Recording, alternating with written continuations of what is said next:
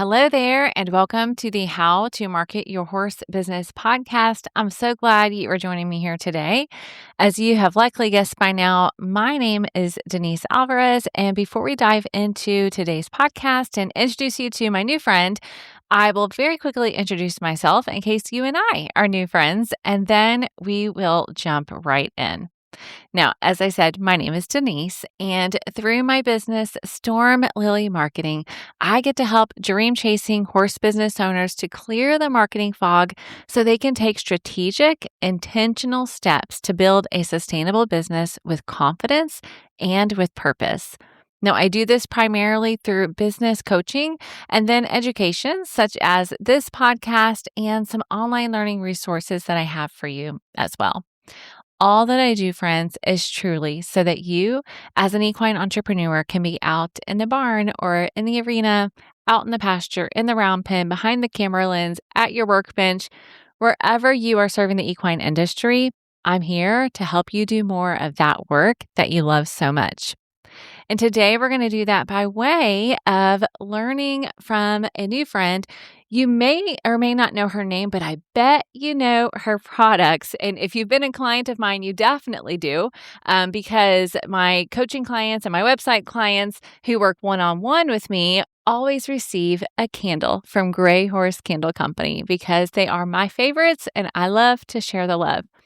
And so I had reached out to Leyna and invited her to come here and share her story and lessons learned, not even knowing the richness and depth of her story. So you guys are going to get a peek at her journey, at lessons learned.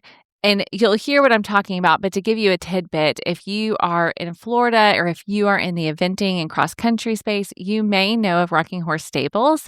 And she actually owned and ran the stables for a bit. And so I love that she has that breadth of experience to talk to you guys about what it's like to build and grow a business in the equine industry. So I cannot wait for you to meet her. She is real and honest. And if you guys don't follow her on social, I do recommend it because you get to know the person behind the brand. And she and I talk about that and why that's important and why she has taken that approach as she has built up Gray Horse Candle Company. So without further ado, friends, let's jump in. I cannot wait for you to meet and get to know Leyna Cannon. All right, Leyna, thank you so much for joining me here today. I cannot wait to get to know more about you and your story. Yeah, thanks for thinking of us. And Gray Horse Candle Company is super excited to talk with you, chat today about my business adventure. It's been one. I know, I can't wait to hear about it because, like I said in our kind of chat before, I actually asked you because of the Gray Horse Candle Company, but your story is deeper than I realized in terms of business owning. So I'm excited to learn more about that. We've done a little bit of everything. Like, I started, I was the horse crazy kid that popped out of my mom, into a family that knew nothing about horses. So, Oh, okay.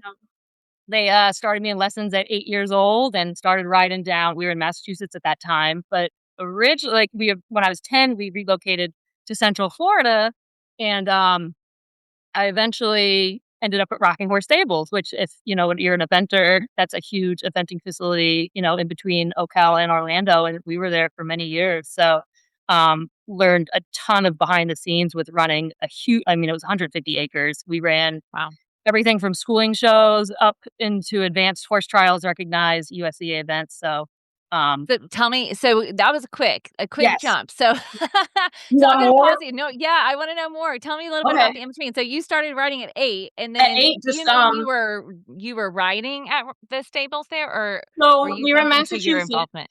Yeah, well, we were in Massachusetts, so totally, obviously different state, but just up-down lessons if you're from Massachusetts, it was a farm called North Andover Riding Academy. I don't even think it's there anymore. So just started doing up-down lessons, eventually riding cross rails, that type of stuff. So when we moved to Central Florida when I was 10, we kind of fell out of, a new state. I didn't ride again till high school, I guess. Okay. And at that point, I saw a job opening up for Grand Cypress Equestrian Center, which was right outside of Disney World. So I worked there a little bit in high school. They did British Horse Society venues. So that was kind of cool, learning that aspect of riding.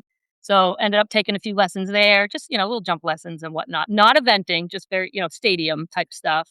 And then I somehow bounced to Tallahassee And by that time I had acquired my first horse, Lola, who was just an off the track mare, older girl who was perfect for me at that time. And we boarded her at a little farm that just happened to be at Red Hills Horse Trials. So that was my first taste of eventing. Knew Okay. nothing about it. I remember packing up my little dog Widget, little miniature pincher, and going to the show all by myself to watch it and just being blown away. Like, these people are crazy. Like the stuff that they were jumping at Red Hills, because it's really funky terrain up there, in and out, of the trees. And I just remember thinking, this is so cool. So when I left Tallahassee, moved back down with my parents, they happened to be like 20 to 30 minutes from Rocking Horse. And they were like, you've got to check this farm out, and I started working. I got a job there at 21, just as a Okay. groom, cleaning Yeah. walls, bathrooms, dragging rings, painting, like just kind of the grunt work. And eventually, the owner that was running the business at that time decided to retire, and I stepped in and bought the business from her. So Wow. I think I was there a total of almost 15 or 16 years at Rocking Horse, and in the last 9 of those years, we actually ran it at lovely landowners that still own the property to this day, the Sharp family, who's phenomenal. But as far as the business, like, we owned all the jumps, and the business structure of it was ours. So I brought my mom on board. So this was probably back in 2012, I guess. So brought my Okay. mom on board to do the organizing aspect, because at that time I had horses. Like, I wanted to still event myself. So she was a non-rider, so she had to learn the sport, which she did phenomenal. She ended up organizing, dealing with officials and decorating cross country. And then I think it was 2013, I stole my husband because he was an auto mechanic. And I'm like, "Hey, Brian, can you come work? Like, stuff's always breaking on the farm." So Uh-huh. typical horse husband, like, "Sure, babe." So came and worked at the farm. And eventually, like, he started learning how to build cross country fences. And that's what he's doing now. Like, he doesn't even do No auto. kidding. So he's still building. Yep. Okay. Yeah, so we operated Rocking Horse for those 9 years. And then what tell me about the transition. What was So after that? it was great, but towards the end of the 9 years, I was getting burnt out. Kids came into the scene, let's be honest. Oh, Like, yes. it changed things suddenly, like, 'cause, I had him pretty close. My son, I actually stopped jumping the day I found out I was pregnant with him.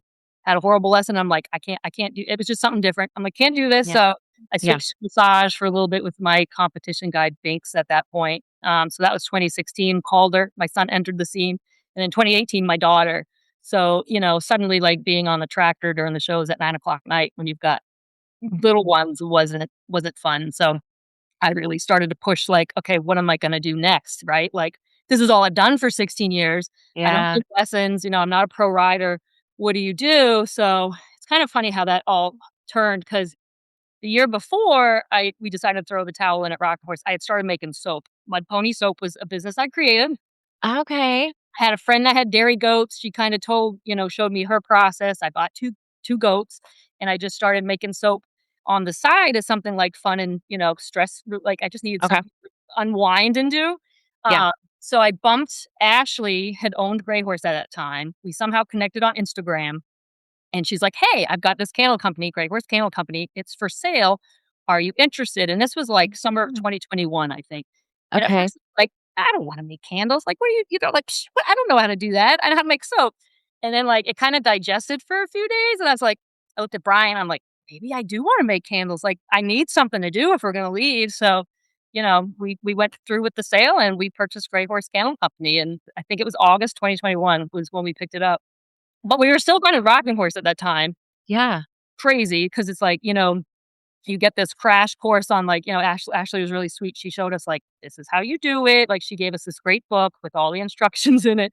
But still, like, you get home and you're like, all right, we this is like, you're going in the busy season. I've still got shows going on at Rocking Horse. We have new owners that are coming in. You've got to train them. And on top Mhm. of that, we had decided to move to New Hampshire at the end of the year. So we had to pack everything up. It was just those 6 months. I don't even, Wow. just intense. So, but that's how we acquired Grey Horse. Obviously, I'm not the creator. The original owner was in Tennessee. Then it went Okay. to Ashley. So I'm actually the third owner, but I always kind of say, Oh. kind of like an old school master. Like, I kind of took the reins over, and every owner previously has cared for the brand. And I don't know, it just spoke to me. I thought it was beautifully packaged, and I could bring my own kind of quirky and funky personality into it, but still keep the core of brand values there. Because. It's just That's so interesting because I didn't know so many of those pieces, yeah, and I honestly, yeah, totally just assumed that you were the creator of no, the yeah, brand, so yep. it goes Kinda back jumped even around a further. little bit. So it's been Tennessee, Florida, New Hampshire, and now we're in Mhm. Kentucky. So, I Right? mean, yeah, it's been all over the place. Yeah, and so for those listening who which of course in the intro I'm gonna tell people why like I've loved your product before I even connected with you, Yeah, so I want people to go find it, but for those who are like, "Wait, where do I find these?" I found you on Etsy. yep, You also though wholesale, so there are some stores, we're tech all over shops, the like you're place. kind of all over, right? And Yeah, we was sell that the case when you got it, or yeah, has I mean, it been quite an expansion? Ashley had a lot of that stuff already set in place, which was great. I mean, I've Okay. since created, like, a wholesale website. They can also Mhm. purchase off Fair, which Ashley had just started Fair, but that's grown quite large. But she had a lot of vendor accounts, which was great already to start, but we've been able Okay. to grow it more through advertising, and stuff, which has been, great. But, yeah, she Mhm. had the initial structure there. Yeah, okay. And so, but then so that has had its own little transitions, right? Because when you guys were in New Hampshire, you also had a brick and mortar for a short time. We did. That's a really good business learning opportunity. So we went to New Hampshire, which I needed that downtime. Those we spent 4 years there. I needed to just decompress. Um, so we focused on bringing things into the business to help streamline it, which I can go over that later. But we opened the little storefront, which that's learning like who your niche audience is so important. And like opening a candle store geared towards equestrians and horse girls in a little downtown New Hampshire town maybe wasn't the best decision. So Mm, we ran the business there for a year. It did really well some months, other months not so much. It was a great experience because I learned a lot of things. My mom came on board again and helped out, and it was a beautiful little shop, but towards the end of the year, we finally took a step back, looked at the overall numbers, and my husband, being the voice of reason, is kinda like, "This might not be the best financially to continue," and he was right. Like, once we really sat down with that, we're like, sure. "It's time to basically pull it back, go back to what we're good at, being online and just selling that way." So, Okay. yeah. And for those listening and for myself too, like tell me a little bit about the structure of the business now in terms of team, or is there a team and is everything made Not by many. you guys? Yeah. So I think people may not realize how much you're really doing behind the scenes. Like, are you truly making is Yes. every candle handmade? Yes. I mean, Okay. it's for a while there when we left Rocking Horse and first ended up in New Hampshire, Brian, my husband, was helping out with a lot. And then obviously the storefront, my mom was running that store 50% of the time, maybe even more. Well, because obviously I still had to make this stuff. But Yeah. now, the last year and a half, I'm solely doing it because it just everything makes sense now. It's easier. Brian's also been able to go back to do what he loves to do, which is the cross country building. Because, it was always funny to be like, "Yeah, my husband's making the candles because it seems it doesn't seem like a job for a Yeah. masculine Sure. farm man to be doing, but he did it, and he helped. He just areas that I was weak in, he was able to bring his strengths into it, so we were able to get it where it is today. But yeah, right now, I'm it, I have a few things outsourced to certain people, but for the Mhm. majority, like, yeah, you buy a candle for a piece of, bar of soap, it's made by yours Mhm. truly, so yeah. Mhm. Yeah, that's amazing, in so many areas, in so many rights. So, okay, is there anything else I've missed in your story that before we start talking about some of the other things, I know I it's, mean, we're in Kentucky now, I guess, like, we've been here a month. right? Yeah. Yeah, so tell me about that move. Tell me how you went from from New Hampshire to Yeah, I mean, New Hampshire was phenomenal. I when we lived in Mass as a childhood, we spent so many months up there camping. Like, it always have a very okay. special, and I still miss it even being away from it now. But with horses, it was really tough. Like, I learned without access to an indoor, like, it's 5 months of, like, frozen ground and snow, and also too, like, being way up in the north. A lot of our ingredients for the candles and wax, it's more centralized here down in Kentucky, and Okay. Ohio is where we get a lot of products, so it was like, "Okay, that might be a better financial thing for us to move closer to those items." And Brian too was ready to get into an area, where he could utilize his cross country building. So, Mhm. last fall, we made the decision to sell our farm up there, and, of course, going into the busiest holiday, like, candle season is very real, like, holiday season's nuts. I'm like, "Alright, this sounds Yeah. great. Let's sell the farm." But, yeah, we're, right outside Lexington now. We're in Cynthiana, which I'm a half an hour from the horse park, so I will be at Defender watching, next month. I gotta buy my tickets. It's amazing, like, across the street, I can see out my window right here, there's sheep and in the back's all cattle. Like it's Mhm. I feel home in some weird ways. Like, Oh, that's awesome. That's so so good. And so does your mom come along with you? So she oh yeah, was in they Florida. bought a house 15 minutes from her. My parents, they follow us wherever we go. That's so fun. So Yeah. they're here now too. So and they're Okay. enjoying it too because as they get older, the winters are tough and stuff. So I think Sure. here too. So yeah, and my Mhm. brother's still down in Florida. He'll probably be a Florida boy forever. But yeah, Okay. it's my parents right down the road. Yeah. And now how old are your kiddos at this point? I didn't do the So math. Hayden's in second grade. She's 7 now, and Okay. Cole's in third. He's 9 now. So I call them my feral farm kids. They are very they're busy. They're either playing with the chickens or I don't know. They're doing something, being naughty. That's such a good way to grow up. I'm such a fan of that. Yeah. Because you have kids too, right? Yes, I do, but to be honest, I say I'm trapped in town. I mean, I'm grateful for the home we live in, but it is in town. I grew up 100% in the country, get on a four-wheeler to go see the neighbors kind of thing. So, yes, but then I married a guy from Los Angeles who feels like a half acre is living in the country. So, yeah. That's where we are. Yeah. But yes, but I believe so my kids, when we go out to my parents still live, like what we call the farm. It's, Yeah, in the country for them. And so, yeah. yeah, it's lovely. They get It's that outlet. wonderful. Yeah, yeah, Yeah, I love it. Okay, so tell me, Lena, I'm sure, and you pull from wherever you want to. So from the stable side, from the candle okay, side, all the things. When we think about business building as an yeah. entrepreneur, you've of course faced some challenges or surprises along the way. Would you share with us some of those?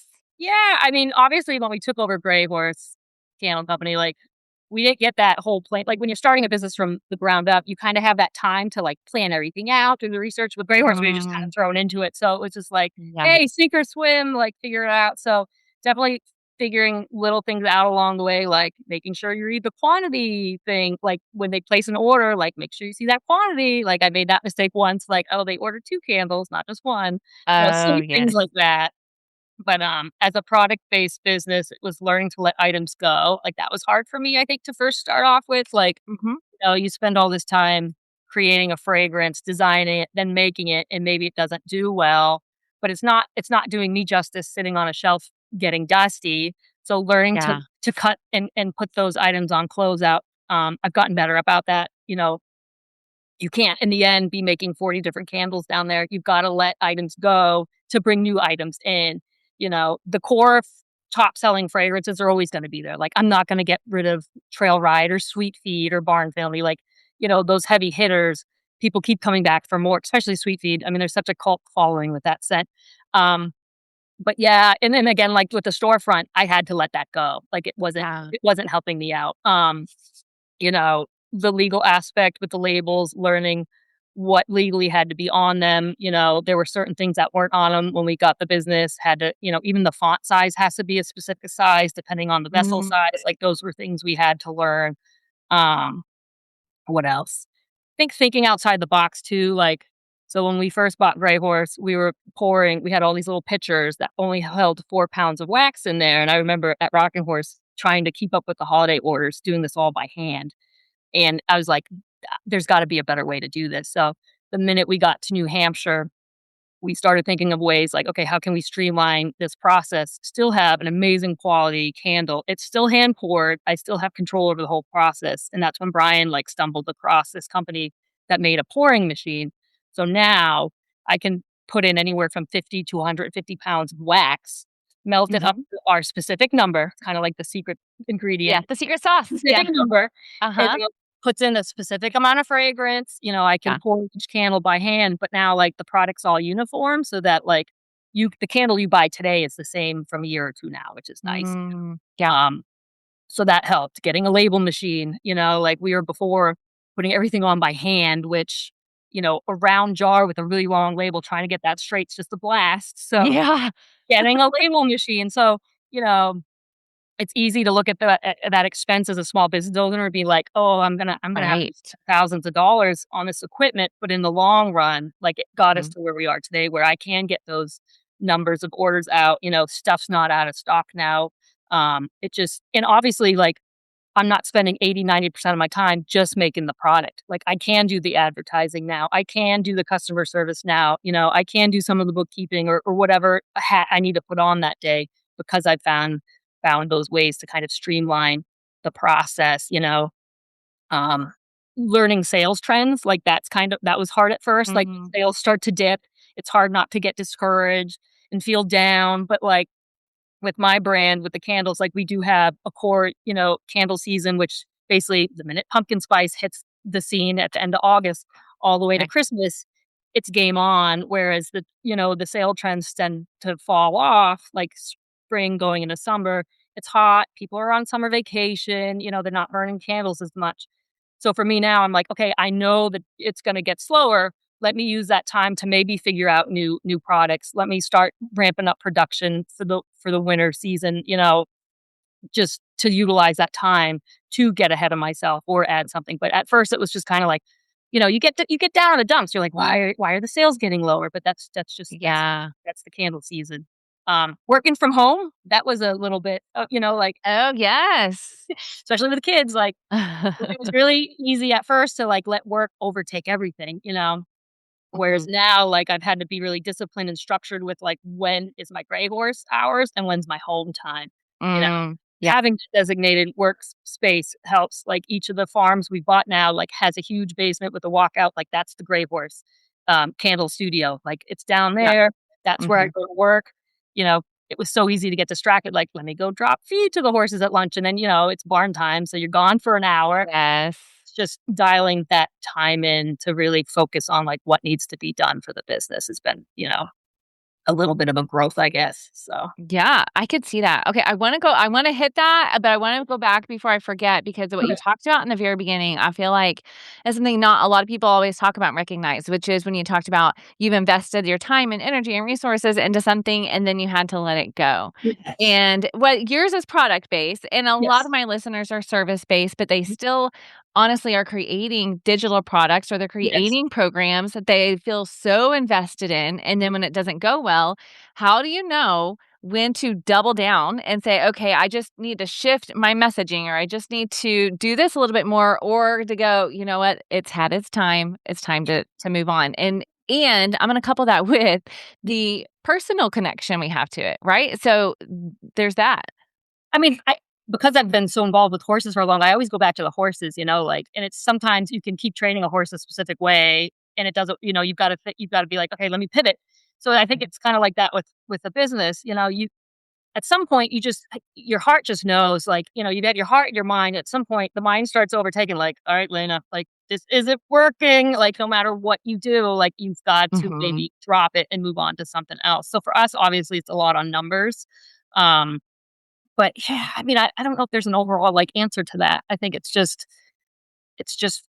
it's that inner voice for me at least, like, "Okay, Mhm. this isn't working." And also too, like, I love getting opinions from other people too, like, when I Mhm. introduce a new candle now, I make samples and I ask 5 Mhm. or 6 different people because I've learned what I like Yeah, doesn't necessarily mean what everybody else likes, like, I always say there's not a bad fragrance, it's just not the right fragrance for you, if that makes sense. So sure. I Mhm. do kinda lean on people that are maybe stronger or a little bit because I get emotionally attached, and it's easier to ask somebody that has no skin in the game, Yeah, like, "What do you think?" totally subjective. Mhm. Yeah, no, But that's there's so not good. you know? Yeah. Yeah, Yeah, no, that's so good. yeah, Okay, so I love that, and for those listening, like, let that be that permission too, and the outside perspective is so smart because we, especially as entrepreneurs, often are creating in a silo, and I have had clients earlier on too that would come to me and say like, "Can you help me launch this online program?" And I remember one in particular was like, "I know that people aren't asking for it, but I know it's the thing that they need." And yes, I always go back to like Steve Jobs can do that, but that doesn't mean everybody can do that. Like they're definitely legendary, where he was like the iPod, they don't know that they need it, but they're going to need it. And then yes, he created something that that we needed. top 5, 10% of people, like, it's like the master Right. writers that just they don't even know what they're doing, Right. able to do it, where the rest Yes. me and Brian have a saying, I think he learned it from a friend, like, "The rest of us are just slugging along." So it's like, those there's just it's so easy for some people, but the rest of us through trial and error kinda have to figure it out? Yeah. Yeah, that's so true. Yeah, Yeah. so yeah, I love that. Okay, tell me, you talked about structure. That is something that a lot of people struggle with, whether they work from home or not, to be honest, it's also I mean, yes, the work from home piece matters, and as a mom, like, I totally feel that too, But then also people as an entrepreneur are just wearing many hats. And so the idea of feeling like, how do I know when to do the bookkeeping and when to do the service and when to do the actual delivery? And then, like you said, I get caught in the barn and all of these things. So I am asking you this not because I think you have the perfect answer, just so you know, and not for anybody listening to compare themselves, but only for learning. I think it's so important for us to see what other people do and see if we can pick something that would help us and apply to us in our business. So zero pressure that you have the answers, but what has worked well for you in this So way? again, it goes back to the horses. I'm very regiment, right? Because the horses have it's a routine, like they have their morning, they have their lunch, they have their evening. I try to work them roughly at the same time, unless you're at a show. So again, like for me, I thrive with like, all right, so I get up, kids got to go to school, feed the horses by 8. Maybe if I'm lucky, I get a quick workout, but usually by like 8:30, 9 o'clock, like, all right, it's gray horse time. And then I kind of have my routine. Like I'll check my emails. I'll usually start getting the orders out because you want to get the orders out. It's an Amazon Prime type of world. People don't want to wait for their stuff to ship for multiple days. Hmm. And then after that, I usually go into product mode. And if I'm low on something, I start making it. And that's kind of like it's a day to day thing. Obviously, like you can be flexible with that. Like like yesterday, like I did reed diffusers instead of making candles. So it's just kind of seeing like what's out of stock, what's in stock. But it's just that it's just developing a routine because what is it, 30 days to a habit? Like it takes 30 days to make it a habit. So just kind of following that same day routine, kind of it just builds on it. And if I'm lucky, I might cut out early at 2 o'clock and go play with the ponies before the kids arrive. Yeah.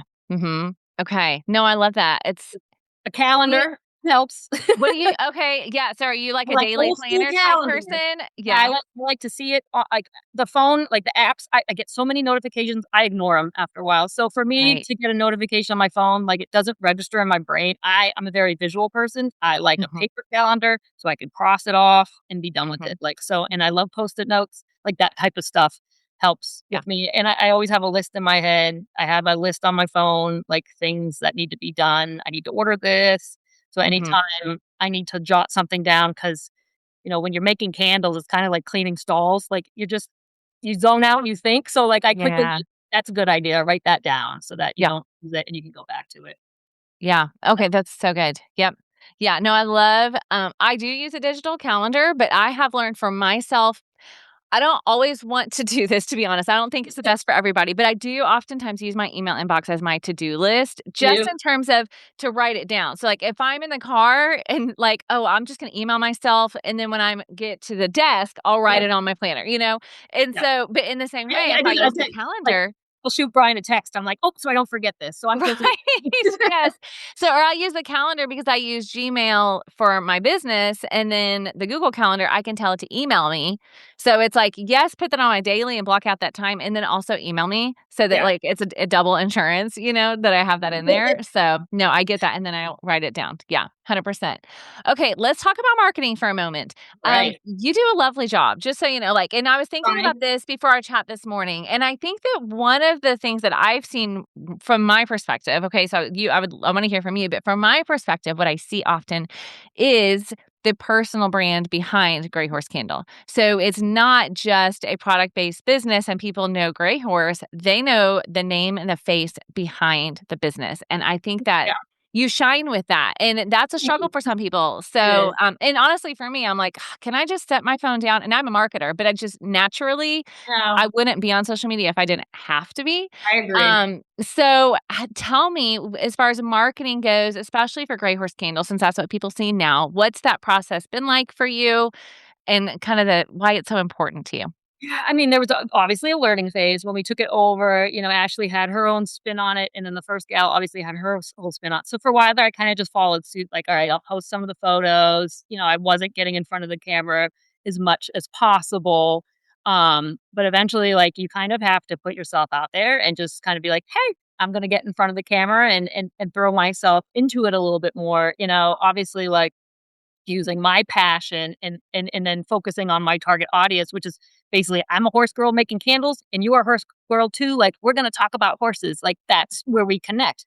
You go into a room and it always seems like we gravitate to the one other horse person in the room, right? Like and you're Mhm. instantly best friends. So for me, like the way like I do my social media is I love to laugh. I feel like in this crazy day and age that we live in, like if I can go online and make somebody laugh or I see something somebody else then that makes me laugh, like it just releases those endorphins and I just Yeah. I love that aspect of it. Um I like the nitty-gritty stuff. Like I feel like there's some accounts that just look so beautiful. But with horses, like half the time, like we're not beautiful. We're covered in hair and dirt and slime. So I love doing, like, the nasty posts of, like, me with no makeup on and, like, going to do a row, but they're definitely, like it's hard, especially as you get older, I'm just like, "Ugh, I look wrinkly." Like but that's just, like, that's life, like, I'm older now, like, there's and that's me, like, this is who I am. So, Mhm. um yeah, there's definitely just getting over that comfort zone and be like, "Hey, this is I am Gray Horse Kennel Company now. This is my life." And I do have fun sharing it, I guess. I've met some amazing people, like, we'll actually private message and I've never met these people, but, like, we've Yeah. connected through the brand and, like, I've got people now that we're in Lexington, like, telling me what I need to do on the weekends, which is so helpful. Like, they're like, Yeah. "This place out." I'm like, "Ooh, that sounds fun." Or they'll be at the horse park and I'm like, "Oh, that's awesome. Maybe we'll bump into each other." So Yeah. yeah, I think that's been really fun, um, learning that whole advertising thing, like marketing, for us when we first bought Grey Horse, we tried to do a little bit of like the paper magazine marketing. For us personally, that didn't pan out how I was hoping, whereas like the social media marketing through Facebook and Instagram has been great. I feel like that's the future. We're all on our phones as much as we hate it. Like, you do the doom scrolling, you see something that interests you and you click on it. So for Mhm. me, like figuring out that type of advertising has been helpful. So do Um, you guys run ads then? I do. Like, you actually do Mhm. run paid ads in Meta? Yep. Mhm. Uh, I have one that's actually finally like, it's kind of trial and error. I'll run a few. I'll see how they do for a few weeks. I'll cut the ones that aren't performing well, but I've got one right now that has had a great return on it that, I'm still riding on it from Christmas, which has been, like, Wow. it's got a ton of comments on it. And it just, for whatever reason, like, it worked. And Is it you? Are the yeah, ads that work well, well for no, you are you, or are they product based? it's actually it's just a showing the pictures of the candles from the website. It's catalog based. So, Okay. Mhm. I haven't tried a lot of, like nowadays, I feel like on Insta or Facebook, you see a lot of the video ads, and I haven't dabbled in that yet. I want to. That's on my goal this summer. But, yeah, so far, I've just been doing images because 'cause we've got amazing photographers that take photos, and I'll either Mhm. use, either the website images or theirs. I've got one for the soap I'm running now that I just started a new one to see how that does. So, that's a Mhm. trial and error type thing, because sometimes it works, the algorithm pays off and poof, it blows up, and then sometimes it's just my ad's not good enough.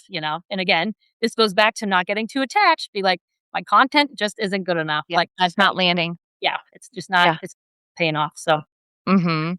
done a lot of those, so And then do you guys do TikTok? I didn't check. well, I have started. Right now we're on obviously, Facebook's my biggest payoff, like, the Facebook ads, because it's that Yeah. older clientele and, like, Yeah. I don't know, it works. People buy a lot of stuff off Facebook. Instagram's a little bit. I have dabbled in TikTok. It hasn't paid off with me huge. It's maybe because 'cause I'm not a huge fan of TikTok, so maybe, like, I'm not putting my heart into it, whereas my mom loves TikTok. We always make fun of her. She's like, Oh, that's "What have you learned on TikTok today, mom?" Um that's and funny.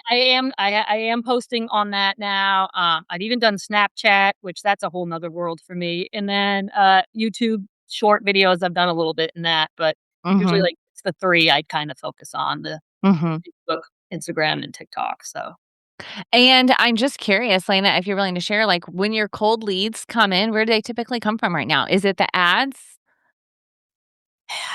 ads, but also, like, I've got a great mailing list, so, like, that works out, but, yeah, generally, it's the ads. Yeah, Okay. or word A of mailing mouth. list, email list? When I you say haven't that, even or are you through physical through postcards? Shopify. I have Shopify, which keeps track, Mhm. they sign up and they do Yeah. that social media market and I don't annoy Yeah. 'em. I'm not one that, I personally, I hate when I get emails constantly from a business, and I usually unsubscribe them. So I only bug them because I even says on my website, like, "We all rather be writing." Like, I'm not gonna bombard you with a ton of sale ads. So I really only use it when I really have something important to tell them, and it pays off.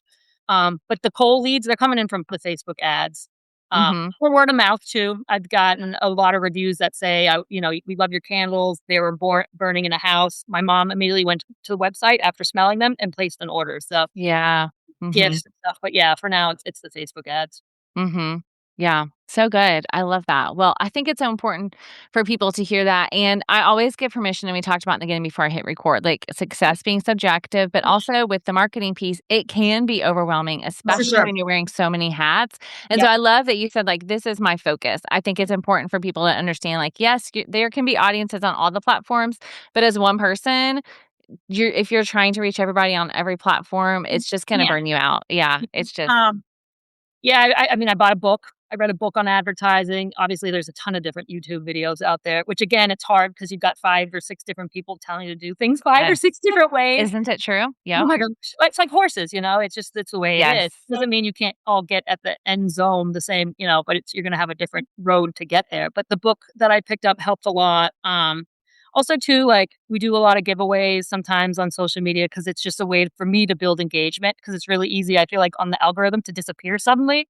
So for Yes. me, like, we'll try to do a giveaway once a month, and I like the giveaways where I'm asking them a question rather than just tagging friends because I feel like when they just tag friends, it's not I'm not forming anything with that person. So a lot Yeah. of times with my giveaways, like, I'll ask them a question like, "Hey, what's your favorite saddle or your tack store?" So that way they might tag that brand and bring them into the fold. And then, or like one we just did was like, I think it was for horse husbands. So it was like, tag your husband or anybody that basically supports your riding career. And I get more out of reading Mhm. those posts rather than like tagging a friend. And then nonprofits, we try to donate to nonprofits and riding groups quite often. Oh, And okay. it's a free like, it's a very inexpensive advertising thing to do if you have a product, right? But if you're service-based, you could do that too.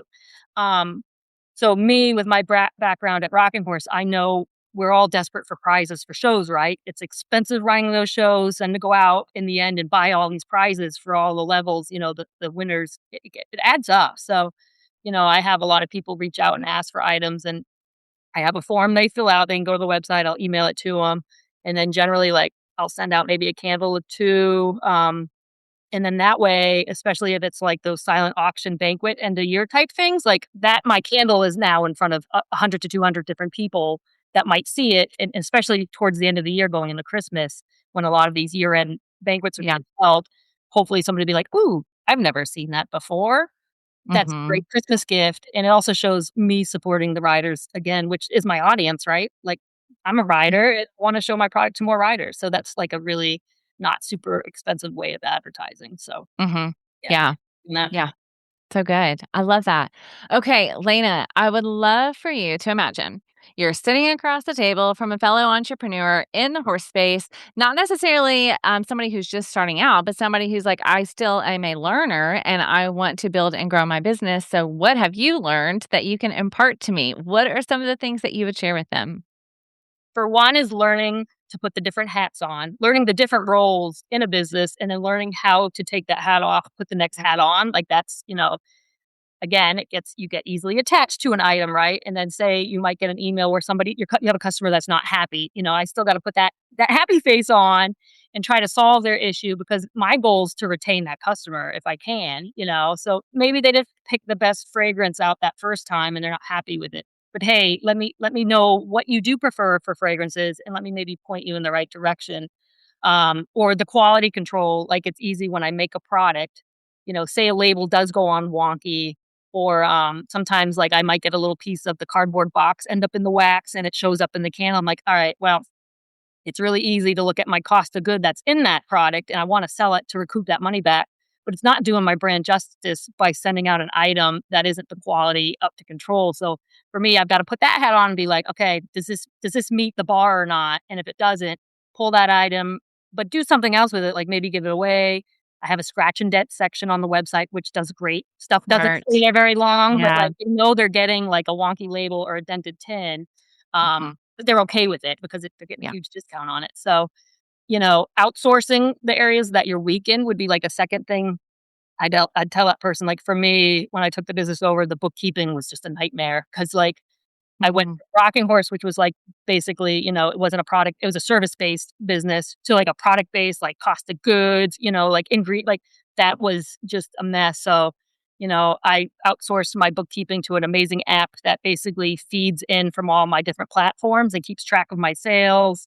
They have Mm. CPAs on call for me so that I can email them a question. It's been great. I found an inventory app because unfortunately with Shopify, it doesn't keep track of inventory across all my selling platforms. So like I'd Uh, sell out on Shopify, but my yeah. Etsy store still said it was in stock, which Right.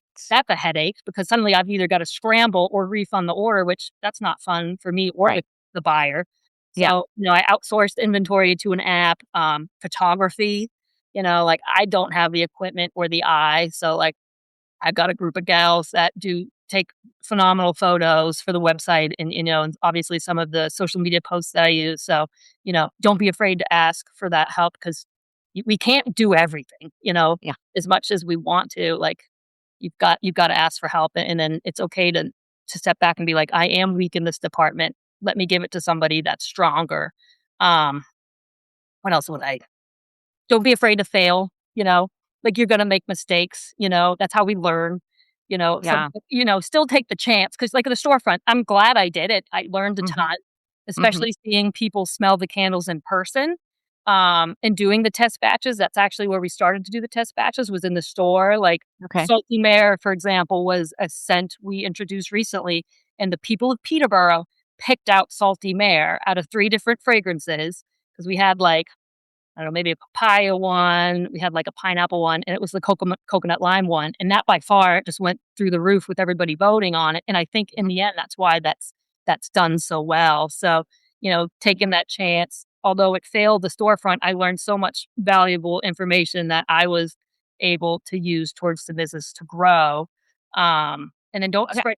Yo, go ahead. Oh, no, I'm curious. I have a question for you in Yeah. that because I always find it fun and interesting. And probably because this is not my nature, I've had to learn to overcome this idea of like failing is a Failure. thing and Yeah. failing forward is actually better and all those things. Perfectionism, like I say now, I used to be. This is very new for me. So, but I meet people like you who can just easily say, just learn to fail and be okay with it. And this was that. And so I'm always curious when I see that, is that just natural for you, or was No, that no, a no. process for you that you had to No. learn? I think part of it has been my husband, he's gotten like, I never would have been somebody that moved across the country on a whim until I met him. Like, I "Hey," know. to pick Yeah. up and move, like, "Hey, we're gonna go to New Hampshire. Hey, 4 years later, we're gonna do it again." But, like, I feel like my weakness is because I am structure, I like the same thing every day, whereas he's a bit more, "Hey, let's try this." Like, it's kind of the yin and yang.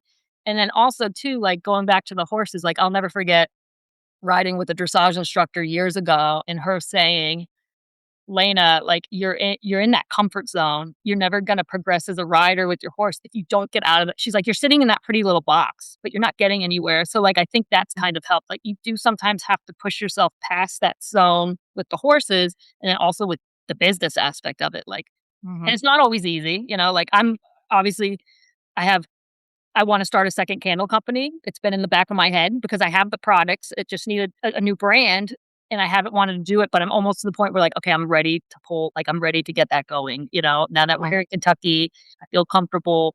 I hope to get that going up maybe this year, if not next, but, like, that's scary because it's like I'm starting a ground up again, at something new, but I'm willing to take the chance and see if it works, I guess. And if it doesn't, it doesn't, you know?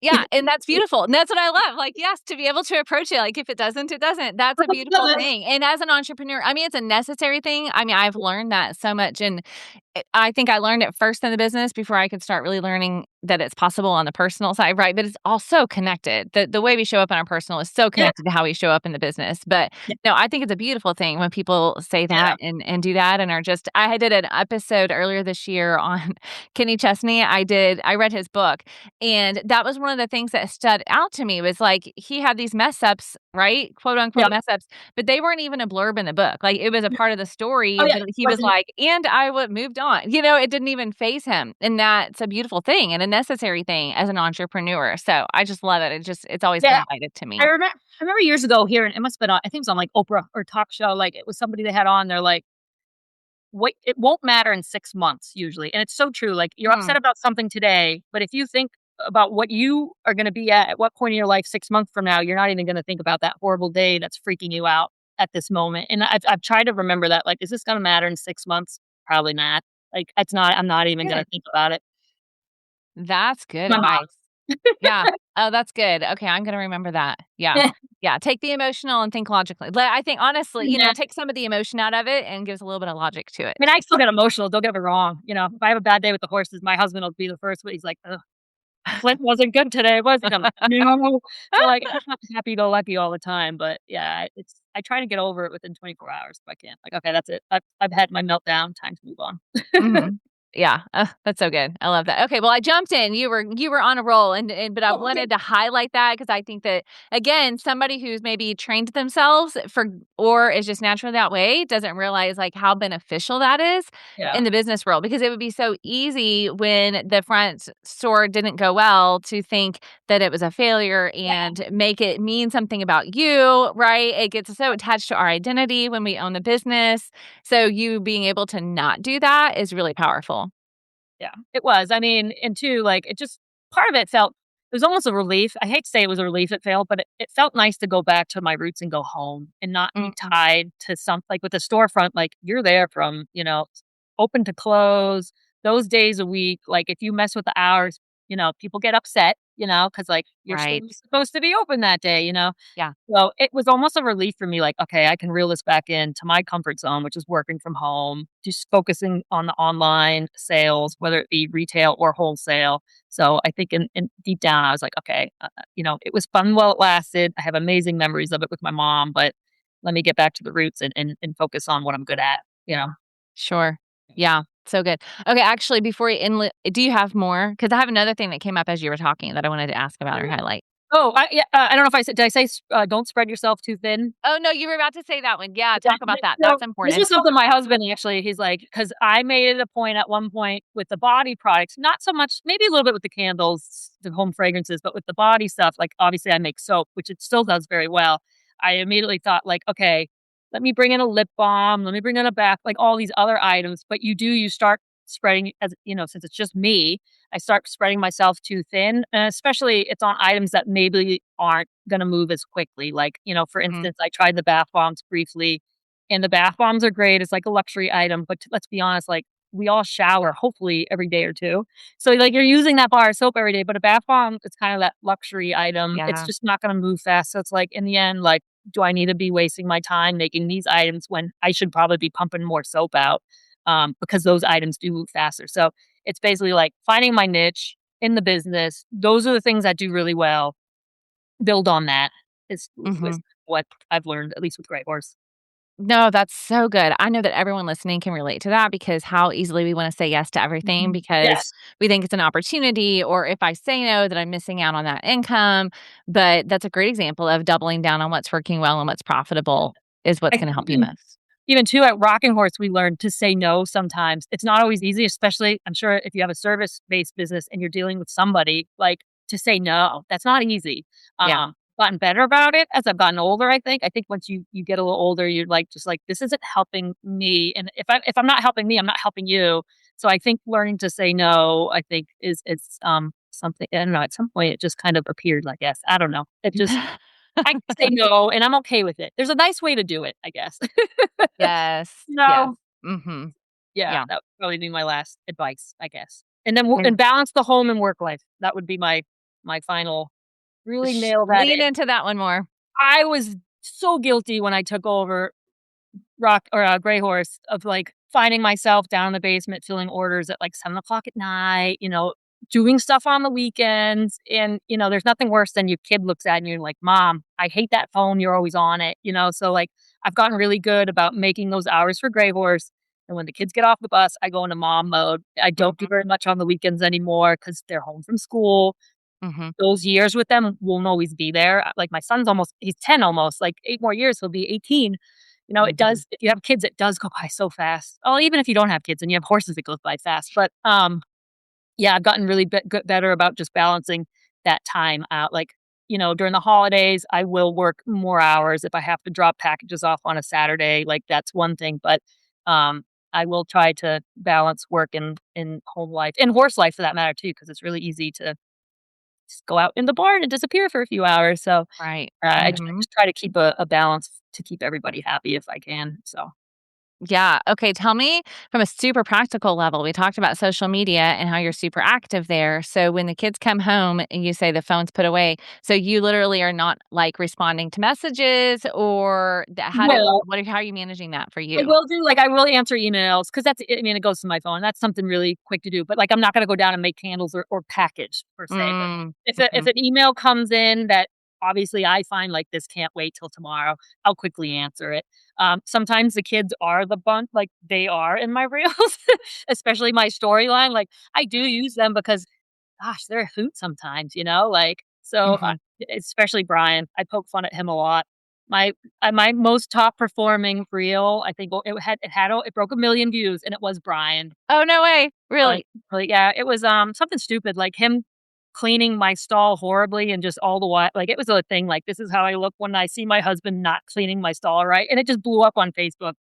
'Cause all the wides were like, "Oh, I hate when he offers to help, but he's not getting the pea spots out, or he's Oh, throwing all the shavings in." So, like, I do incorporate them sometimes into that. So I will break the phone out in the afternoons or the weekends if I see something, I'm like, "Oh, this would make a great reel," I'm usually on it. I'm like, "Alright, I'll do okay. it." Yeah. Yeah. Yep. No, that's so good because that's real life. So, Yeah. no, I appreciate you leaning into that. Okay, the thing I was curious about that, I actually have in my mind to do an episode on inventory at some point, but I've gotta find so maybe if you wanna come back, if you're like, "I'd love to talk about that." Because I do think that, yes, I have a lot of service-based businesses, but I also have some that are a mix. So, for example, some that have a tech shop that's, attached to or part of their training business or, we just have different pieces and parts. And so inventory, I know, is a whole other monster, a whole other animal. So you Yeah. can absolutely say, Denise, that's a full episode. Let's talk about that later. But is there something for you that was like the app, for example? Okay, you said this app, so it actually is connected to Etsy and Shopify. And so when you're So out, it takes it out. So, like, my Shopify retail store is like my hub. So if I go in and say I make 100 candles that day, I go into the one website, I type in my new amount, 100 candles going in for, say, Sweet Feed, and that app will all of a sudden boop, boop, boop into all the other platforms, pop the 100 in. And if it buys from Etsy, it will Yeah. deduct it from the Shopify. It just connects it all into a web Brilliant. app. Okay. Because when we took over a or a Gray Horse, it was just like, I think Ashley, she was making it all by hand, like to order, which was great, I'm sure, for her at the time. But for me, Sure. like just my personality, I'm like, I have to have it in stock. So it took a while to find this app. I think it was through a group of other equestrian businesses online. I think somebody Mm. recommended it. And obviously, you do have to pay a monthly fee. But for me, it's well worth it. Like, because Oh, I sure. think, well, I don't know how else he would have done it. Like, if I'm selling off Etsy and they Right. buy it, I'd have to go through all 4 because Manually all go. 4 different Uh-huh. platforms, you'd have to deduct it from all 4 different Right. websites, and I don't have the time. Yes. And I think too, one of the struggles that I hear from people when it comes to inventory is just that projecting. How do you the sales projections and figuring out the right number and all of Yeah. that. I mean, Uh, I'm probably not that business savvy, if I'm being completely honest. I mean, luckily, like, with my candle fragrances, like, we're generally buying by the pound, like, everything's by weight with our ingredients, so, like, I buy bulk in certain items, like, I know the wax I'm gonna go through, the jars I'm gonna go through, so I buy bulk, I have that delivered, I know I'm mhm, gonna get a cheaper price point for that if I do that, and it's gonna move. Um, for the candles, the soaps are easy because the soaps I make small batch, so, like, and those rotate all the time, so I'll make 80 bars at a time. Once they're gone, they're gone. If it does well, I might bring that back or I might not. So mhm, that's mhm, really easy, and I keep that rotating because it keeps it fun. It's just an easier product to do. The candles are tougher because, I have to buy anywhere from 25 to 30 pounds of fragrance oil at a time. So, like, that candle's gonna be in stock for a while. Like, it's not going mhm. anywhere. And I think Yeah. that's why I'm so quick now. Like, if it's not doing well the first, you usually know within a few months, like, if it's gonna move or not. Uh, Mhm. then I'm like, "It's not going, put it on closeout and get rid of it." Um, the names I've learned also, like, really matter, like the names of the candles, if that makes sense. Yes, that makes perfect sense because some of the names are brilliant and they're, like, perfect for gift giving because 'cause you're like, "This Yes. fits this person." Yeah, 100%. Like, a couple examples, Sweet Feed, obviously, it's the fragrance, like, people want that smell of Sweet Feed, and that's why it's probably our number 1 scent. But as Barn Family, which I introduced Barn Family shortly after we bought Grey Horse, it's just an apple cranberry scent. It's nothing like mind blowing, like it's just a nice, clean, sweet, tart scent. But I think the name Barn Family, that's why during Christmas season, it's exploded. Like it's Yeah.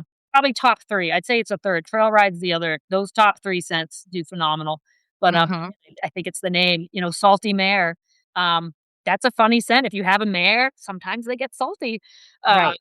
Tying in the coconut and the beachy into that, the horse Yep. husband, I had to have something more. The storefront taught me that having, not everybody likes really sweet, fruity scents. Sometimes they want something more masculine. So we didn't Right. have anything like that in the lineup. Obviously, I'm married to a horse husband.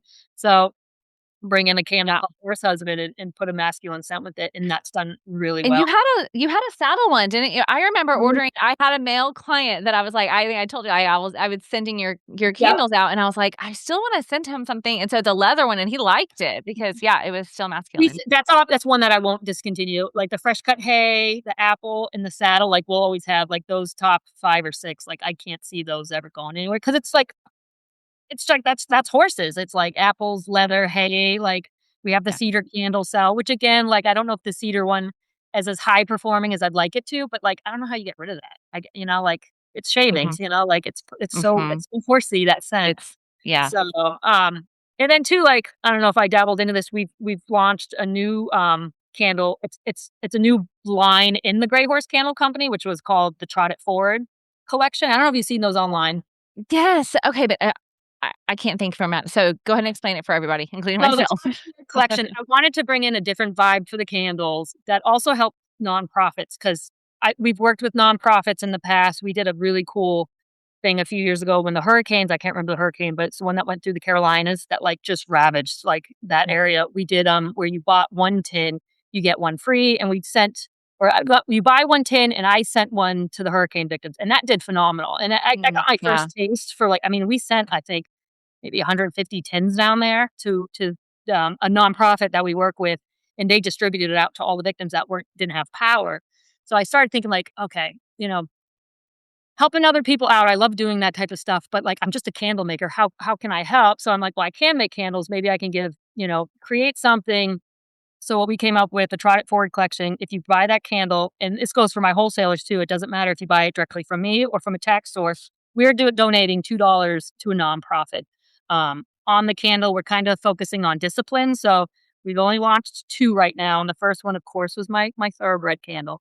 It has my old man Banks. It was a picture of him on the track winning and we have an amazing artist who I'm absolutely obsessed with right now. She took the photo, drew it for me. I actually can grab it. Hold on. It's right here. Okay.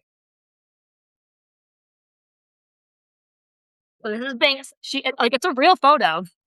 We Okay. drew as Oh my little, goodness. but she able to obviously make it into a digital format where I could create my label and put it on it. So that candle's called Home Stretch. We just launched a sliding stop one because I got to bring in the Western world too. That's Yes. a huge market. Whereas equestrian, you think maybe sometimes just the English side of it, but like the West, like that's even bigger, the Western side of it. So we got a sliding stop candle that's been out, and that's a lovely, like, masculine mahogany scent. I'm obsessed with that one. And we're actually in the works of launching a third one, hopefully this month. I'm waiting on the final artwork to finish, Okay. which maybe if you took a wild guess, you could figure out which event discipline that would be, but it'll be out pretty soon. But that's kind of the new thing. I'll still launch scents and fragrances into that classic line, of the typical gray horse candle. Right. But Mhm. this Cut It Forward, it's just a different look and just something fun and new, whereas I can kind of Mhm. give a little bit to groups that I think are doing a good job out there and need help. I mean, there's always So you picked a specific nonprofit for I each kind of candle brown is connected to a specific nonprofit? Is so that what you're I saying, the started off $2? so, like, basically, like, I started off with one nonprofit that, like, they buy our candles already, Mhm. and they have a storefront, so, like, they've already been supporting me, so I'm like, "Okay." Basically, me and Brian, we picked until we reach a certain number in sales, that amount's gonna go to them, and then after that, we'll go to the next nonprofit, and pretty much Oh, I'll do okay. so that way I can kinda spread the wealth, but I Okay, want yeah. everybody to get the same amount. Okay.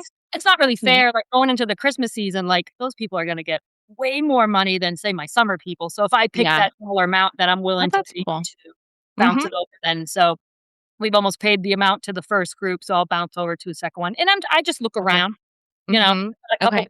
non or 501s that I know are doing a good job out there that I'd like to hit at some point, but Mhm. open to suggestions too if anybody knows of any good Mhm. nonprofits out there. So, yeah. Okay, awesome. That's so cool. I love that. I love that. Okay. Well, I want to be cognizant of our time and of our listeners' time, but this has been so rich. I'm so grateful for your time and for you sharing. And I know people are loving this inside look at what you're doing. Before we go, Leyna, broad statement. Is there anything else that you believe listeners, equine entrepreneurs should know about building and growing a business in the equine industry? Use your passion, create a product that you care about, because it shows, and then just use your passion. Like, obviously, I get excited about horses. So, like, talking to you or somebody else that's excited about horses, it just makes it easy, and then they feel that connection with you. Um, it makes the social media aspect of it so much easier. The advertising, if I was sitting here trying to sell you something I hate, I'm trying to think of something. I don't know, car parts or something, like it's gonna show, like I can't sell you a car. I mean, the really good salespeople, I guess, can, but I'm not that. So it just makes it a lot easier to basically we share the same love in life, which is the horses and riding in that aspect. And I've also learned too that, like, even though people might not be riding at this point in their life, they might have loved they might just love horses in general, but they Yeah. could have been riding at a younger point. We learned this in the storefront. We'd have a lot of older women that would come in and they'd be like, "Oh, I used to ride as a kid, but I fell out of it." And it doesn't mean that can't be your audience too. Like, obviously, like, Mhm. they still have a love for horses, but they stopped riding, but they'd pick up a candle and be transformed back to the barn. And they'd be like, "Oh, this is Yes. good. It reminds me of going to the barn." Yeah. So, Mhm. yeah, I just use That's that great. excitement would be my overall. Yeah. So good. I love it. Yeah. All right. Before we go, of course, they've heard us say Gray Horse Candle and they've heard us say where you are found online. So I typically will ask that question at the end, but we've kind of let them know. Find Gray Horse Candle, Instagram, Facebook, Yeah. Our the other website. places to go. Great. Is it grayhorsecandle.com? Gray Horse Candles, plural, and gray is spelled fancy with an E. I always make sure to say that. So Okay. grayhorsecandles.com. And then, yeah, Okay. we're on Etsy too. And then obviously, like, all the social media platforms, you can find us. And I also have social media for the soap too, Mud Pony Soap. But generally, I Yes. kind of link it all together. And if I share it on Mud Pony, it's going on Gray Horse. So, Okay, perfect. Yes. And I will, of course, link to all those things in the show notes too. So yeah. awesome. Lovely. Thank you so much, Leyna. I appreciate it. I am cheering for you and I can't wait to see what's new and coming. Awesome. Thanks for inviting me. You bet. All right, I hope you guys loved getting to know and learn from Leyna as much as I did. Now, when I stopped recording, we continued to have some conversations and I made some notes because I told her, oh, I want to make sure my audience hears that because she and I were talking about competition and mindset around dealing with competition and some of the ways that she approaches that and the things that she does. Because as I told you guys earlier in the beginning of the episode, I have ordered from Gray Horse Candle Company for a few years now. I don't know how long, but it's been a few years. And personally, right? And she would include personal notes and she would include samples of like the wax melts, even if I hadn't ordered them. And so I was mentioning that to her, and she talked about how that's her way of looking for personal, unique ways she can stand out from the crowd with a personal touch.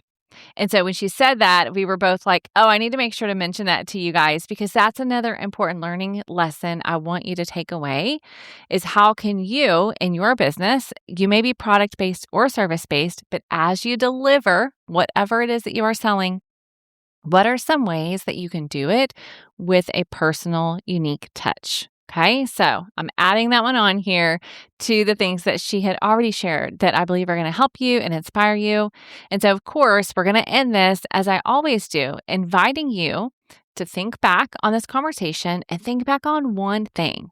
Can you name one thing that you can take away from this conversation, from this episode, that you are going to begin applying in your own business? Because absolutely, I want you to come here to the How to Market Your Horse Business podcast and get inspired, get encouraged. And on top of that, I want you to be taking action because that is where the magic happens. And I love hearing from you guys showing up in my inbox when you tell me, I listened to that episode and here's what I did and here's how it helped me in my business. So take action and then tell me about it or share it on social media. Take a screenshot of this particular episode, tag myself, tag Leyna at Gray Horse Candle Company, and let us celebrate and encourage you as you guys are learning and taking action and growing your sustainable horse business. I'm so grateful you've joined me here. Stay tuned. I'll continue to bring you helpful, practical, strategic information and equip you to grow your horse business in a way that is sustainable so you can do what you love for the long term. All right. Thanks, guys, for being here. Make sure you're subscribed, share it with a friend, and I'll see you back here next week.